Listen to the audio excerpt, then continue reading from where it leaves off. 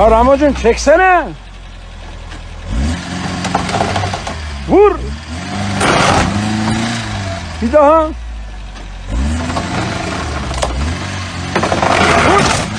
Tamam, sür boya.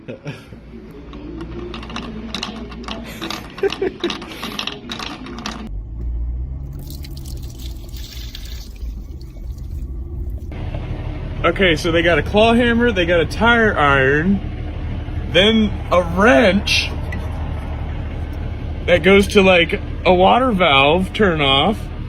Then we got some piping, we got a exhaust clamp, then we come over here. I don't know what these are. Then you come up over here, and we got like a pike.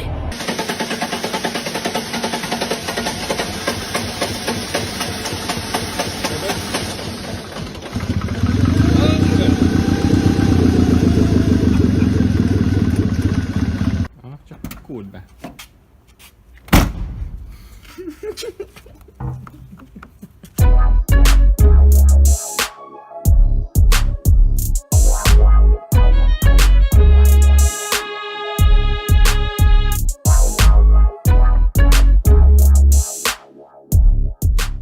Yeah.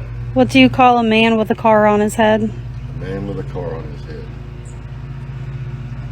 I don't know. Jack. What? Jack.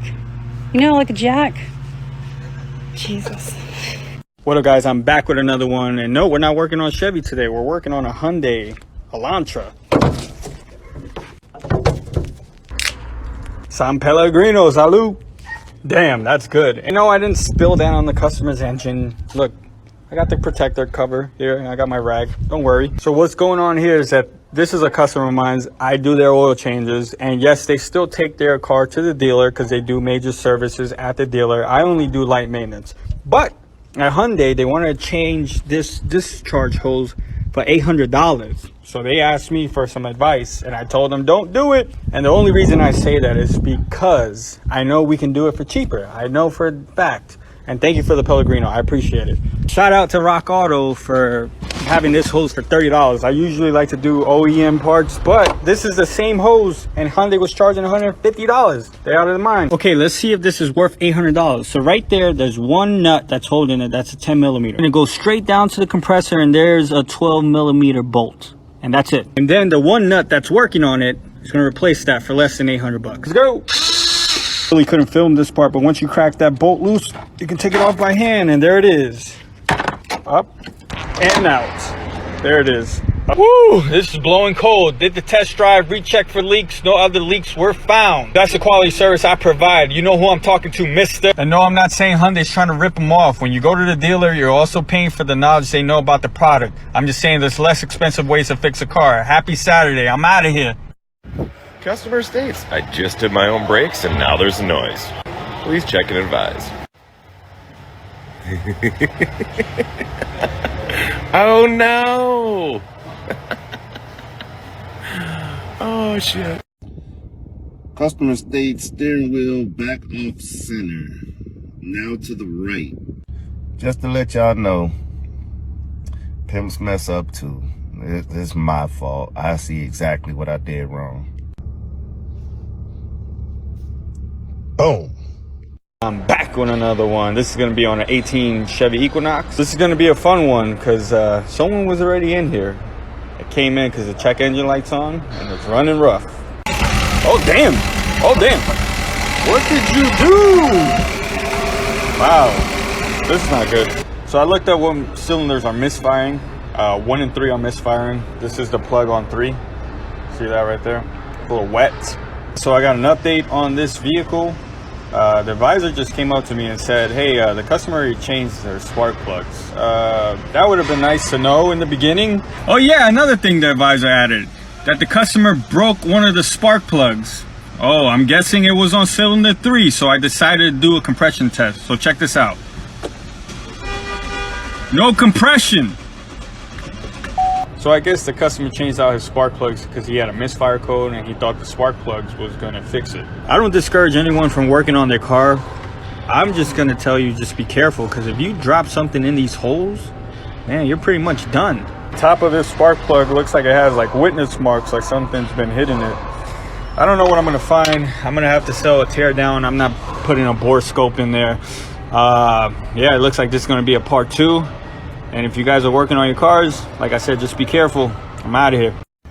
Well, on this episode of Customer States AC isn't working, so he brought his own AC compressor to replace. I'm over here in the front, but then I notice there's no coolant.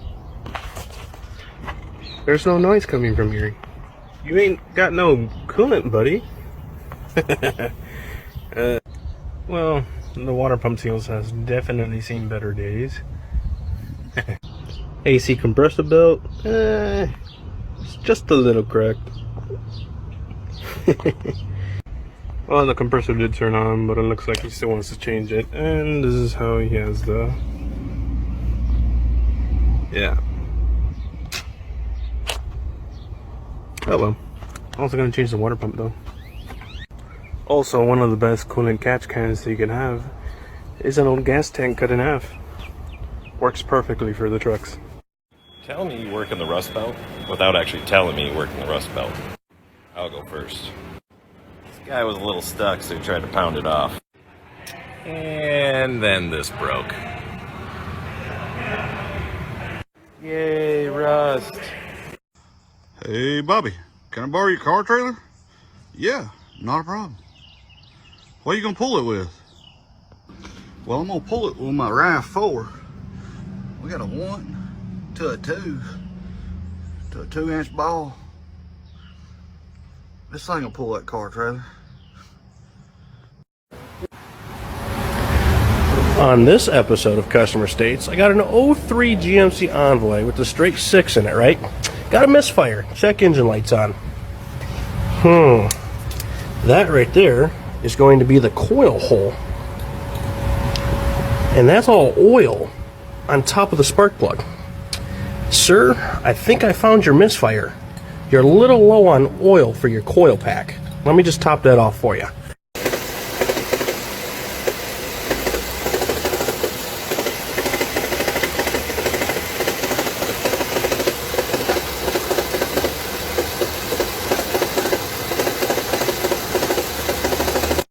What is up, guys? I'm back with another one.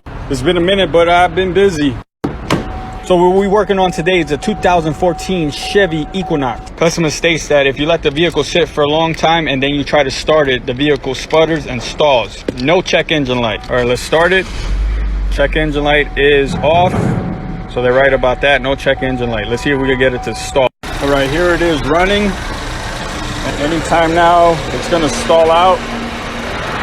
There it is, sputters. Ooh. It didn't stall out this time, but it does stall. All right, so I figured this one out already. If you guys want to comment what you think is wrong, go ahead and comment below. I know you guys like that type of video, so comment. Part 2 is on its way. Customer states there's a slight clicking noise while driving down the road. So let's shake down the front end. Everything feels pretty tight. And then let's check out the wheel and make sure, well, it's got a, oh, that's a bend. That's definitely a bend that I can see daylight through. That would definitely cause it clicking, especially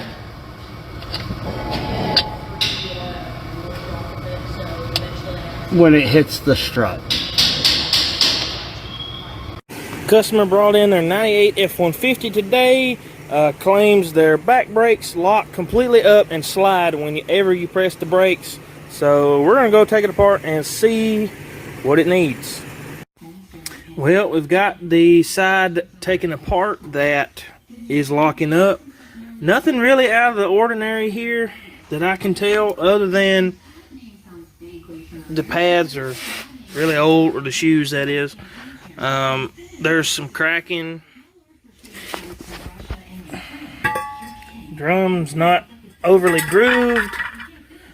They're not adjusted out too far.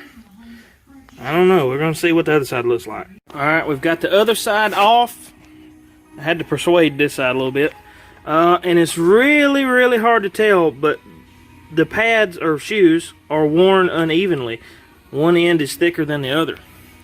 Something is definitely... Hey guys, today we got another episode of Customer States. This is going to be part 4 of the series. Vehicle application is a 2003 Chevy Silverado. It's a 5.3 four-wheel drive with the 4L60E. Now, the customer states, my buddy told me my transmission is toasted. And I was like, well, I'll be the judge of that. So let's go ahead and get this thing torn apart. We're going to take the pan off first. Oh, come on! So I'm just working on this car. You know, checking tire pressures. Oh, that's where my needle nose pliers went. Huh. When the customer states brakes are making a little noise.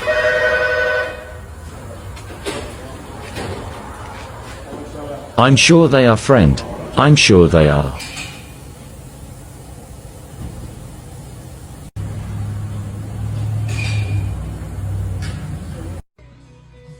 Customer states car's got a shutter, just got it, wanted to check over. Raise it up. It was a work truck. This somebody's got more concrete packed underneath it.